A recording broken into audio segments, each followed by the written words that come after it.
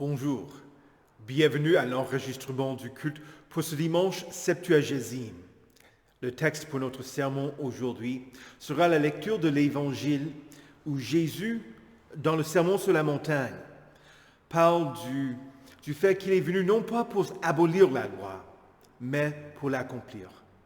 Mais non pas seulement pour accomplir et abolir la loi, mais aussi les prophètes. Nous commençons avec l'introïde. Béni sois-tu, Éternel, Dieu de nos pères. Tu es juste dans tout ce que tu nous as fait. Je t'aime, Éternel, ma force. Éternel, mon rocher, ma forteresse, mon libérateur, mon Dieu, mon rocher où je trouve un abri, mon bouclier, la force qui me sauve, mon rempart. Tu sauves le peuple qui s'humilie et tu abaisses les regards hautains. Les voies de Dieu sont parfaites. La parole de l'Éternel est pure. Il est un bouclier pour tous ceux qui se confient en lui. Tu me donnes le bouclier de ton salut. Ta main droite me soutient et je deviens grand par ta bonté. Au nom du Père et du Fils et du Saint-Esprit. Amen. Confessons nos péchés. Dieu Tout-Puissant, Père miséricordieux, je confesse devant toi, moi, pauvre et misérable pécheur, toutes mes iniquités et mes péchés, par lesquels je t'ai offensé et mérité ta juste colère et ton châtiment, dans le temps et dans l'éternité. Je m'en repens de tout mon cœur. Je regrette sincèrement de les avoir commis, et je te supplie, par ta grâce infinie, et par les souffrances amères et la mort innocente de ton Fils bien-aimé, Jésus-Christ, mon Seigneur, de m'accorder ta grâce et ta miséricorde. Amen. Dans sa miséricorde, le Dieu Tout-Puissant a livré son Fils unique à la mort pour vous. En son nom, il vous pardonne toutes vos fautes. À ceux qui croient en Jésus-Christ, il donne le droit de devenir enfants de Dieu et leur donne son Saint-Esprit. Que Dieu, qui a commencé cette bonne œuvre en nous, la poursuivre jusqu'à son terme, jusqu'au jour de notre Seigneur Jésus-Christ. Allez en paix et en une confiance en Jésus-Christ qui a expié tous vos péchés. Amen. Prions le Seigneur. Ô Seigneur, nous te supplions d'écouter favorablement les prières de ton peuple, afin que nous, qui sommes justement châtiés pour nos offenses, nous puissions être miséricordieusement délivrés par ta clémence, à la gloire de ton nom. Par Jésus-Christ, ton Fils, notre Seigneur, qui vit et règne avec toi et le Saint-Esprit, un seul Dieu, maintenant et pour les siècles des siècles. Amen. Écoutez avec respect et recueillement les lectures pour ce dimanche septuagésime, tout d'abord l'Ancien Testament dans le livre du Deutéronome au chapitre 30, les versets 15 à 20. Regarde, je mets aujourd'hui devant toi la vie et le bien, ou la mort et le mal. En effet, je te prescris aujourd'hui d'aimer l'Éternel ton Dieu, de marcher dans ses voies et de respecter ses commandements, ses prescriptions et ses règles, afin de vivre et de te multiplier, afin que l'Éternel ton Dieu te bénisse dans le pays dont tu vas entrer en possession. Mais si ton cœur se détourne de lui, si tu ne lui obéis pas et si tu te laisses entraîner à te prosterner devant d'autres dieux et à les servir, je vous déclare aujourd'hui que vous périrez. Vous ne vivrez pas longtemps sur le territoire dont vous allez prendre possession une fois le Jourdain passé. J'en prends aujourd'hui à témoin contre vous le ciel et la terre. J'ai mis devant toi la vie et la mort, la bénédiction et la malédiction. Choisis la vie afin de vivre, toi et ta descendance, en aimant l'Éternel, ton Dieu, en lui obéissant et en t'attachant à lui. Oui, c'est de lui que dépendent ta vie et sa durée, et c'est ainsi que tu pourras rester dans le pays que l'Éternel a juré de donner à tes ancêtres, Abraham, Isaac et Jacob. Ici prend fin la lecture de l'Ancien Testament. Écoutez également l'épître dans la première lettre aux Corinthiens, au chapitre 2 et versets 6 à 13. C'est pourtant bien une sagesse que nous enseignons parmi les hommes mûrs, mais une sagesse qui n'est pas de ce temps, ni des chefs de ce temps, qui sont voués à la destruction. Non, nous annonçons la sagesse de Dieu mystérieuse et cachée, celle que Dieu, avant tous les temps, avait préparée d'avance pour notre gloire. Cette sagesse, aucun des chefs de ce temps ne l'a connue, car s'il l'avait connue, il n'aurait pas crucifié le Seigneur de la gloire. Mais comme il est écrit, ce que l'œil n'a pas vu, ce que l'oreille n'a pas entendu, ce qui n'est pas monté au cœur de l'homme, Dieu l'a préparé pour ceux qu'il aime. Or c'est à nous que Dieu l'a révélé par son Saint-Esprit, car l'Esprit examine tout, même les profondeurs de Dieu. En effet, qui parmi les hommes connaît les pensées de l'homme, si ce n'est l'Esprit de l'homme qui est en lui ? De même, personne ne peut connaître les pensées de Dieu, si ce n'est l'Esprit de Dieu. Or nous n'avons pas reçu l'Esprit du monde, mais l'Esprit qui vient de Dieu, afin de connaître les bienfaits que Dieu nous a donnés par sa grâce. Et nous en parlons non avec les paroles qu'enseigne la sagesse humaine, mais avec celles qu'enseigne l'Esprit Saint. Ainsi, nous employons un langage spirituel pour exprimer ce qui est spirituel. Ici prend fin la lecture de l'Épître. Écoutez enfin la lecture de l'Évangile dans Matthieu au chapitre 5, les versets 17 à 26. Ne croyez pas que je sois venu pour abolir la loi ou les prophètes, je suis venu non pour abolir, mais pour accomplir. En effet, je vous le dis en vérité, tant que le ciel et la terre n'auront pas disparu, pas une seule lettre ni un seul trait de lettre ne disparaîtra de la loi avant que tout ne soit arrivé. Celui donc qui violera l'un de ces plus petits commandements et qui enseignera aux hommes à faire de même sera appelé le plus petit dans le royaume des cieux. Mais celui qui les mettra en pratique et les enseignera aux autres, celui-là sera appelé grand dans le royaume des cieux. En effet, je vous le dis, si votre justice ne dépasse pas celle des spécialistes de la loi et des pharisiens, vous n'entrerez pas dans le royaume des cieux. Vous avez appris qu'il a été dit aux anciens, « Tu ne commettras pas de meurtre ». Celui qui commet un meurtre mérite de passer en jugement. Mais moi, je vous dis, tout homme qui se met sans raison en colère contre son frère mérite de passer en jugement. Celui qui traite son frère d'imbécile mérite d'être puni par le tribunal, et celui qui le traite de fou mérite d'être puni par le feu de l'enfer. Si donc tu présentes ton offrande vers l'autel et que là tu te souviennes que ton frère a quelque chose contre toi, laisse ton offrande devant l'autel et va d'abord te réconcilier avec ton frère, puis viens présenter ton offrande. Mets-toi rapidement d'accord avec ton adversaire pendant que tu es en chemin avec lui, de peur qu'il ne te livre au juge, que le juge ne te livre à l'officier de justice et que tu ne sois mis en prison. Je te le dis en vérité, tu n'en sortiras pas avant d'avoir remboursé jusqu'au dernier centime. Ici prend fin la lecture de l'Évangile. Heureux ceux qui écoutent la parole de Dieu et qui la gardent. Confessons notre foi. Je crois en Dieu, le Père Tout-Puissant, Créateur du ciel et de la terre. Je crois en Jésus-Christ, son Fils unique, notre Seigneur, qui a été conçu du Saint-Esprit et qui est né de la Vierge Marie. Il a souffert sous Ponce Pilate, il a été crucifié, il est mort, il a été enseveli, il est descendu aux enfers. Le troisième jour, il est ressuscité des morts, il est monté au ciel, il siège à la droite de Dieu, le Père Tout-Puissant, et il viendra de là pour juger les vivants et les morts. Je crois au Saint-Esprit, la Sainte Église universelle, la communion des saints, la rémission des péchés, la résurrection de la chair et la vie éternelle. Amen.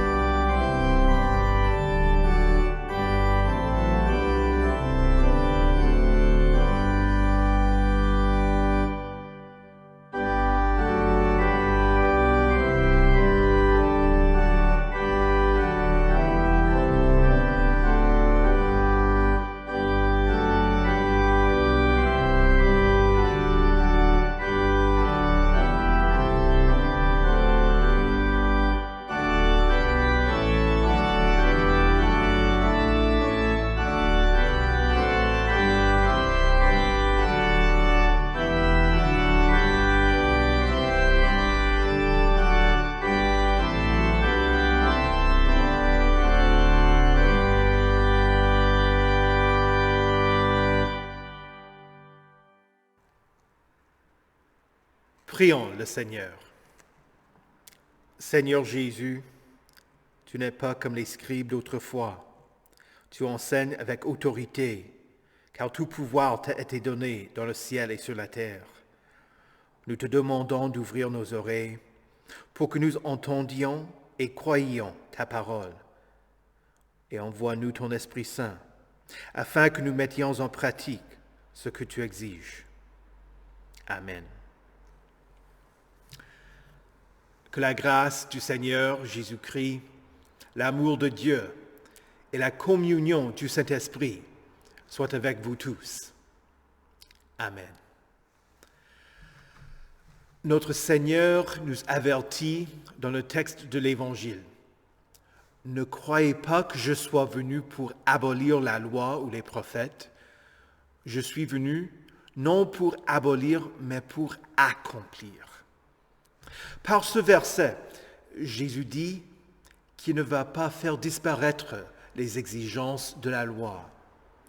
Il n'efface pas les textes de l'Ancien Testament, comme s'ils étaient inutiles et n'avaient rien à nous offrir.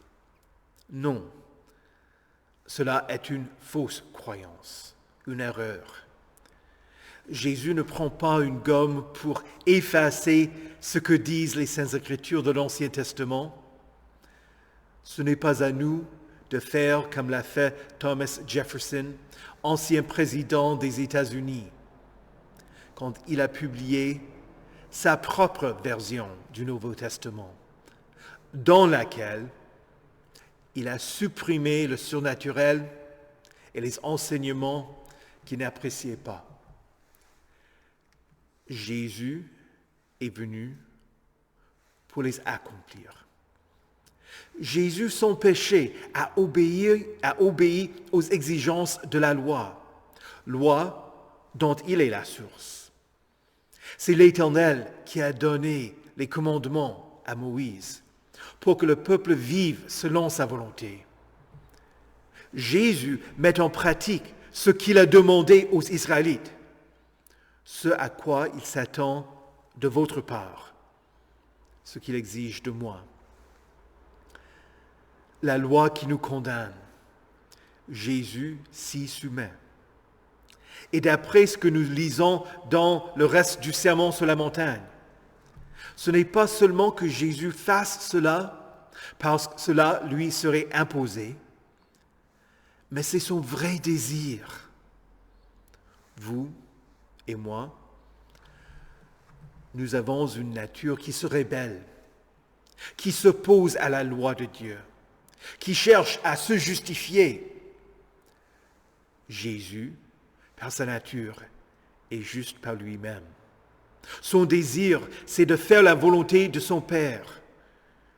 Jésus nous avertit qu'il est possible de déformer sa loi et qu'il y a un moyen de contourner l'amour de Dieu quand nous voulons satisfaire les convoitises de la chair. Malheur à ceux qui appellent le mal bien et le bien mal, qui changent les ténèbres en lumière et la lumière en ténèbres, qui changent l'amertume en douceur et la douceur en amertume. Dire que je peux faire ce que ma nature propre veut est un blasphème. Mais Jésus, il peut faire ce qu'est son désir. Car nous lisons dans le psaume 40, à propos de lui, « Voici, je viens avec le rouleau du livre écrit pour moi. Je veux faire ta volonté, mon Dieu, et ta loi est au fond de mon cœur. » Il accomplit la loi. Souvent, quand nous pensons à la loi, il s'agit des péchés qu'il faut éviter. Dans la deuxième partie de la lecture de l'Évangile et dans la suite du Sermon sur la montagne, Jésus aborde plusieurs commandements.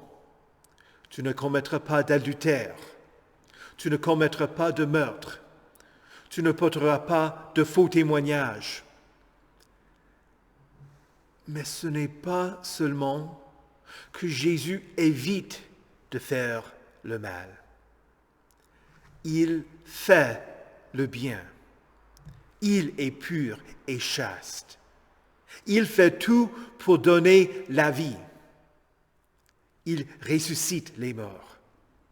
Il est parfaitement honnête, même en disant ce que les gens ne veulent pas entendre. Il est la vérité. Il nous apprend à l'imiter. Jésus dit, c'est lui donc qui violera l'un de ses plus petits commandements et qui enseignera aux hommes à faire de même sera appelé le plus petit dans le royaume des cieux. D'abord, il faut dire qu'aucun des commandements n'est petit. Mais le pécheur veut toujours faire des échelles dans la société. La conséquence du péché d'intention n'est pas aussi grave que celui de l'acte.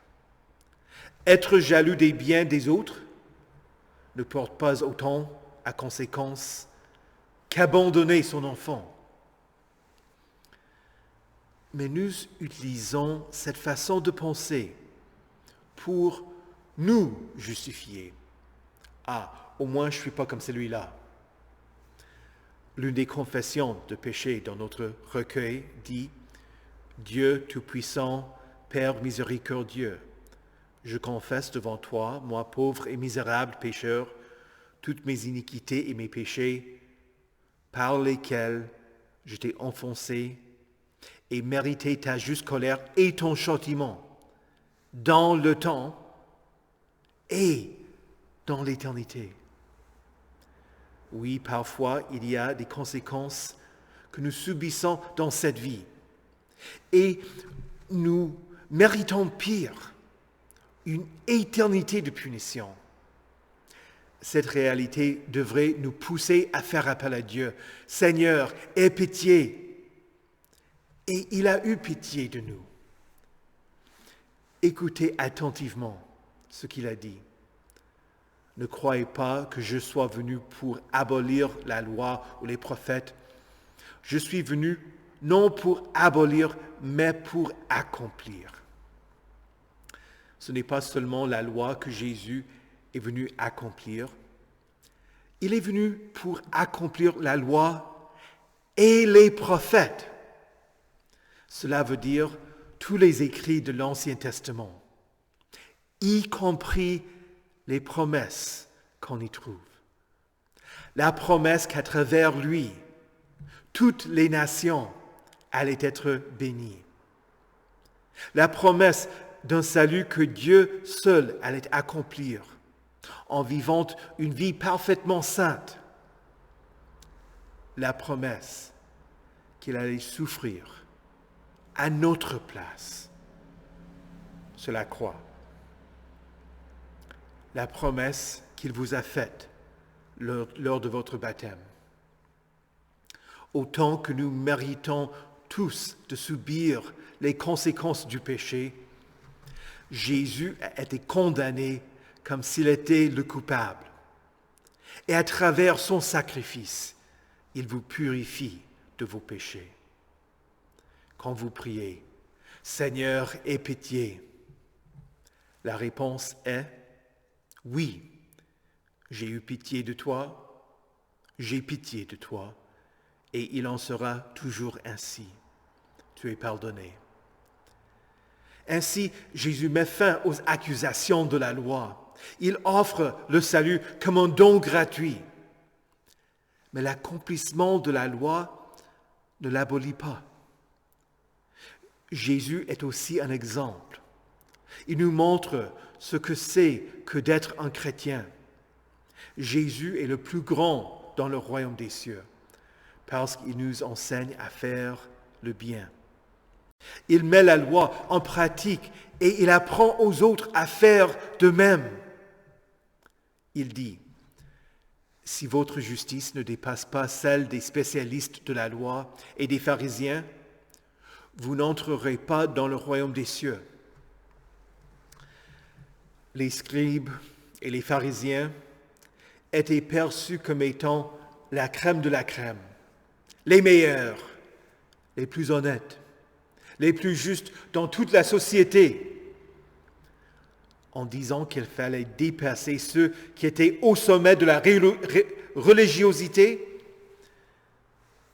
Il condamnait tous ceux qui l'écoutaient, car ils seraient tous de l'avis que personne n'était plus juste que les spécialistes de la loi et les pharisiens. Mais ils ont eu tort. Jésus l'est vraiment. C'est pourquoi il nous faut une justice qui ne vient pas de nous ou de notre obéissance, mais celle qui vient par la foi en Jésus-Christ. Et Jésus vous donne cette justice. Puisque vous l'avez, il vous enseigne à la mettre en pratique. Je me souviens de ma jeunesse. Mon oncle m'a donné sa motoneige. Il ne voulait pas que je la laisse stationner dans le garage. Il voulait que je la conduise. Vous êtes saints en Christ. Il n'y a aucun jugement qui pourrait vous condamner éternellement, aussi longtemps que vous persévérez dans la foi. Mais Jésus vous enseigne que le péché n'est pas seulement les grands actes comme le meurtre. Il vous dit qu'il faut que vous vous réconciliez les uns avec les autres. Il est vrai que ce n'est pas facile de s'humilier, d'admettre qu'on a tort et de demander pardon. Je me souviens d'une occasion où j'organisais un week-end des confirmants au Canada et que je voulais proposer quelques films qu'on pouvait visionner. L'un des parents s'est opposé à tout ce que j'avais suggéré, une vingtaine de films, en disant que ces films n'étaient pas appropriés pour l'âge des confirmants. Épuisé et un peu blessé, j'ai demandé ce qu'elle pensait être un bon film pour le groupe. Elle m'a fait une suggestion et moi j'ai répondu en critiquant sa recommandation. Ah oui, tu penses que c'est un bon exemple pour nos jeunes? S'agissant d'une femme qui est infidèle à son époux, qui divorce pour vivre avec celui qui n'était pas son mari, tu penses que c'est mieux que ce que j'ai voulu montrer? Bien que ma critique de ce film soit juste, mon intention n'était pas de vouloir la corriger, mais de la juger et de l'humilier. Dimanche matin, avant le culte, je lui ai téléphoné et j'ai demandé pardon. Elle ne s'était pas rendue compte de ce que j'avais fait, de ce qu'il y avait dans mon cœur, mais moi, je le savais. Elle voulait me dire que ce n'était pas grave, mais j'ai insisté en disant que j'avais besoin de son pardon. Elle m'a dit que j'étais pardonné.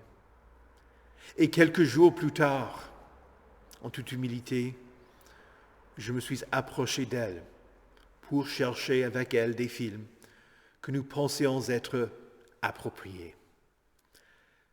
Voilà un exemple. Combien de fois ai-je commis un péché et ai-je eu besoin d'être pardonné? Et vous? Il en va de même.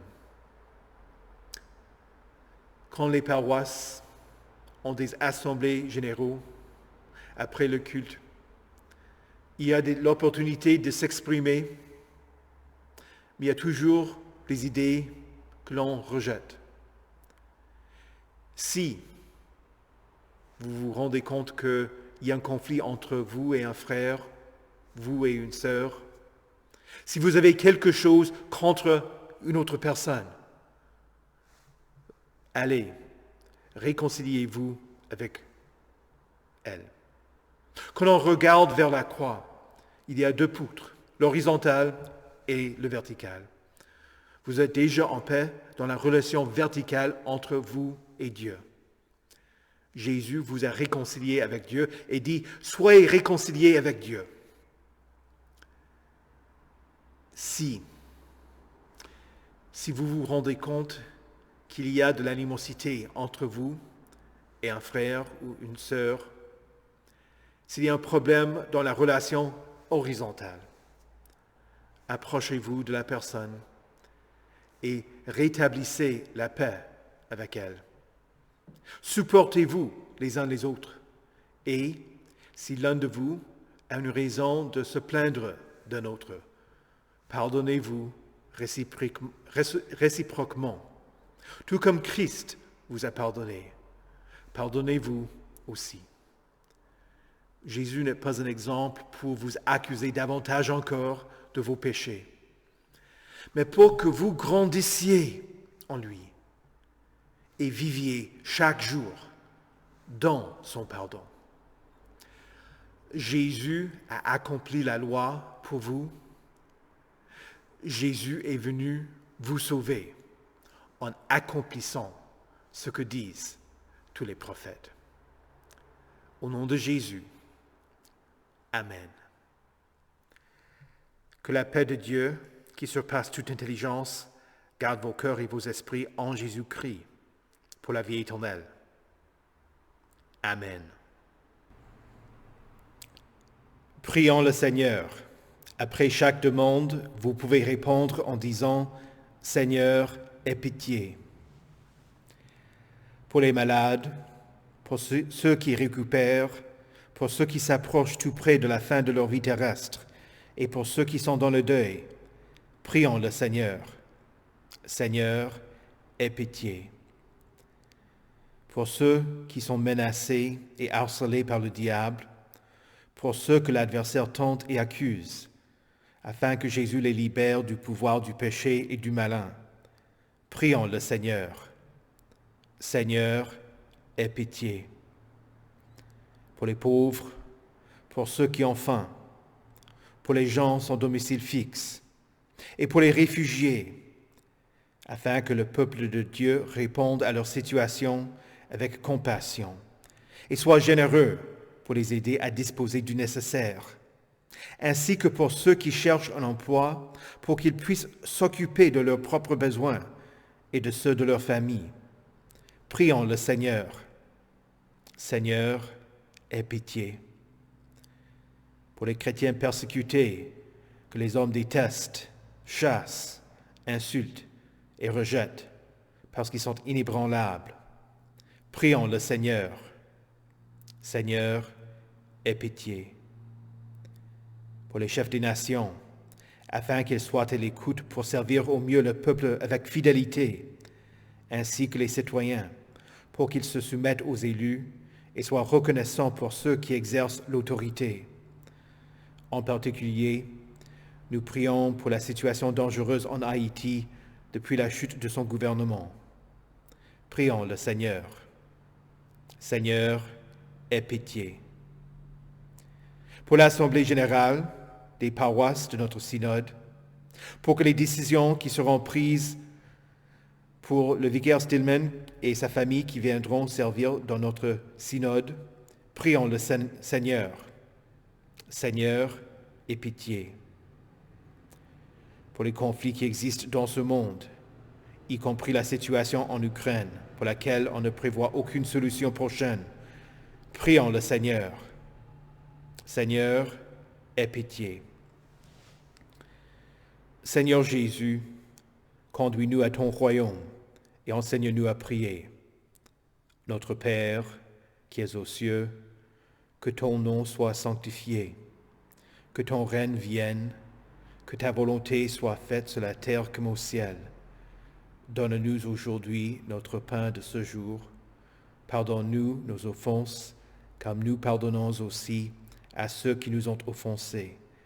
Et ne nous laisse pas entrer en tentation, mais délivre-nous du mal. Car c'est à toi qu'appartiennent le règne, la puissance et la gloire, au siècle des siècles. Amen. Recevez la bénédiction de l'Éternel. Que le Seigneur vous bénisse et vous garde. Que le Seigneur fasse luire sa face sur vous et qu'il vous accorde sa grâce. Que le Seigneur tourne son visage vers vous et qu'il vous donne sa paix. Amen.